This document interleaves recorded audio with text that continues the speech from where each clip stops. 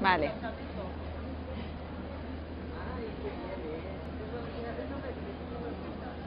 Estamos con Agustín, ahora todo un veterano ya por aquí, ¿verdad? Por nuestros platos. ¿Qué tal, Agustín? Algunas veces. Algunas veces. Encantado de estar con vosotros. Igualmente. Estábamos desmitificando el miedo antes con Álvaro, ¿lo desmitificamos ahora contigo? Sí, claro. Sí. ¿Cómo que no? No es tan terrible lo de equivocarse.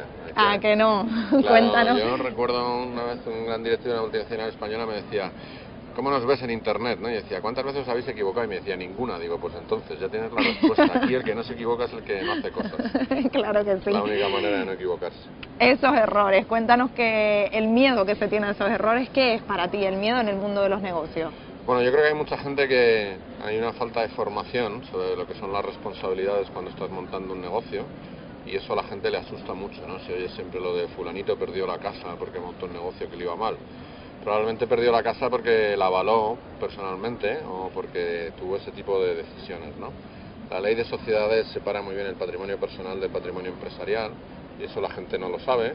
Y lo único que pasa es que, como decíamos en la charla que hemos tenido antes, ¿no? Hay que distinguir entre petar una empresa porque las cosas van mal, Claro, a petar una empresa porque te llevas la pasta, que son cosas distintas, ¿no? porque decías que falta mucha formación en este sentido, ¿no? Que la gente monta una empresa y que no tiene ni idea de la responsabilidad que tiene Sí, yo cada creo que uno. hay dos temas muy relevantes. Uno es que la gente mezcla su dinero personal con el dinero de la empresa, no sabe qué está firmando. Cuando firma un contrato no sabe si firma él o firma la empresa o quién está firmando.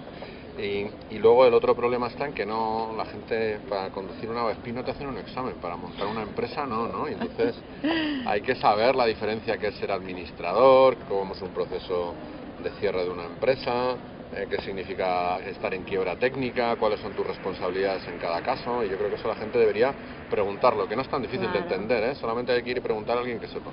El proceso de cierre de una empresa, has dicho, y sobre eso te quería preguntar porque tú has dicho, la gente cierra tarde.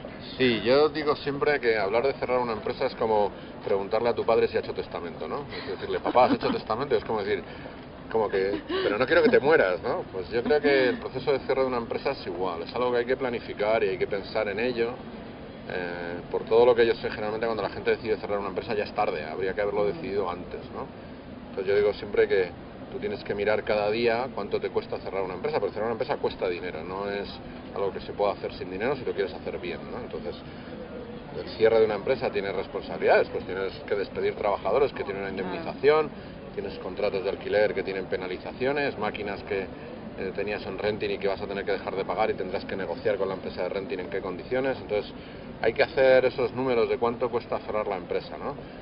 Lo llama mucha gente el cálculo de la línea roja, ¿no? Y la línea roja es: si mi empresa me cuesta hoy cerrar 40.000 euros, pues si me quedan en el banco 41.000, pues ahí es donde tengo que tomar la decisión, claro. Porque si lo decides cuando te quedan solo 20 y cuesta 40, pues tienes un problema. Claro, has insistido en eso, además, en tener en cuenta, aunque te vaya más o menos bien, el llegar a casa y plantearte qué pasaría si yo creo que eso es lo que hay que hacer todas las mañanas, ¿no? Pensar cuál es el coste de cierre, qué harías si tienes que cerrar, y luego no pasa.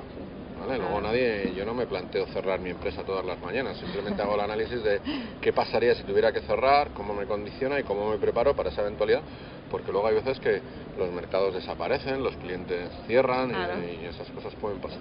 Tendrías que crear una nueva todos los días, Agustín, si te planteas de verdad cerrar. Bueno, lo más importante no es cuántas empresas cierras, sino que crees una más de las que cierras. Claro que sí. ¿Vale? O sea, que eso, lo importante no es cuántas veces te caes, sino que te levantes más veces de las que te caes. Sí, que sí. Lo importante de hoy, ¿tú con qué has querido que la gente se quede? Pues que se lo preparen, ¿sabes? Que la gente tenga en cuenta que es algo que puede pasar y que hay que preparar, para que luego no pase, ¿no? Como decían, prepárate para la guerra si quieres que viva la paz, pues prepárate para cerrar tu empresa y entonces verás los problemas que tienes, porque te ayuda mucho. Luego, cuando tú miras la trayectoria de una empresa que va a cerrar, se veía venir hace meses. Y dime, perdona. Y luego lo que pasa es que el cerebro no te deja verlo, ¿no? Tú no quieres ver que el proyecto va mal y entonces te resistes a cerrar. Y a mí me decían los expertos de esto, cuando a mí me tocó cerrar mi empresa, que la gente llega siempre tarde. ¿Vale? Entonces, bueno, pues eso es cuando las cosas encima se complican. Sí, que comentaban el ejemplo de la niña que llega a casa, ¿no? Borracha, y decía, no, que me sentó mal la pizza, y la madre se lo creía y dice, no, es que no quiere verlo, ¿no? Es que la madre no quiere ver que su hija tiene un problema de alcohol. Pues lo mismo con la empresa. El directivo no quiere ver que su empresa tiene un problema. Estás perdiendo pasta todos los meses, tu cuenta de resultados va hacia abajo y tus ventas van cayendo, pero tú piensas que mañana va a ser todo diferente. Pues desgraciadamente eso no pasa, ¿no? Claro, pues cuestión de prepararnos, como decías, Agustín, y eventos como este nos ayudan a prepararnos un poquito más. Sobre todo preguntar, que no es tan difícil, que no es nada complicado, solo hay que preguntar, ¿no? Como decía el otro, pues haber estudiado. Pregunta a los que saben, que ellos te explicarán. Pues nos quedamos con esos muy buenos consejos. Muchísimas gracias, Agustín, por estar Gracias con nosotros un día más. Gracias.